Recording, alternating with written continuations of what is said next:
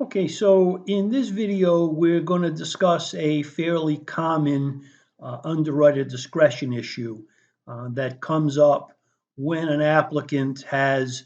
completed the financing on a primary residential property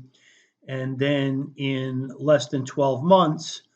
is applying for financing on a different primary residence. When they go to the closing of the first property, they sign the note that says that they intend to live in the property for 12 months. There isn't a firm Fannie or Freddie guideline that speaks to when the applicant decides to apply for another primary residence in the 12-month period. You may get a message in DU or LPA that asks you to verify the occupancy. So the system picks up that they have recently done a primary residence transaction, and now there's a different property being applied for as a primary residence, but there isn't any firm guideline.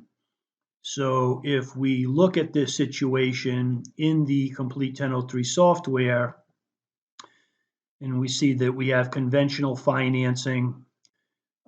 In this case, we've selected to do Fannie Mae, and we've selected a purchase. So when we come down a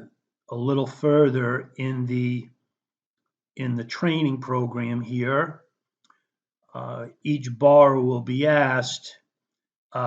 if they're in the process of, or they have completed an owner-occupied mortgage transaction on a different property within the previous 12 months. And if Joe borrower says they are or have done so, then a loan officer would be trained to ask for the details. So including which other property was mortgaged as a primary residence, whether it was a purchase or a refi. If it was a refi, how much cash out they took, and any details of non-mortgage debts that they may have paid off as part of the financing, and also to find out if there were any life events that led them to apply for the subject transaction. So here we also now give them a warning that if your applicant has completed or is working on a different transaction of this type within the previous 12 months, especially if they've done the old owner-occupied refinance and taken the cash out, and now 2 months later, they want to use that money for the down payment on the new residence, that the underwriter may decide to deny that loan. Now, the details of the reason for the move and the type, location of the purchase come into play. And so certainly if there was a life event, divorce kind of situation, possibly other children had to move in with one parent,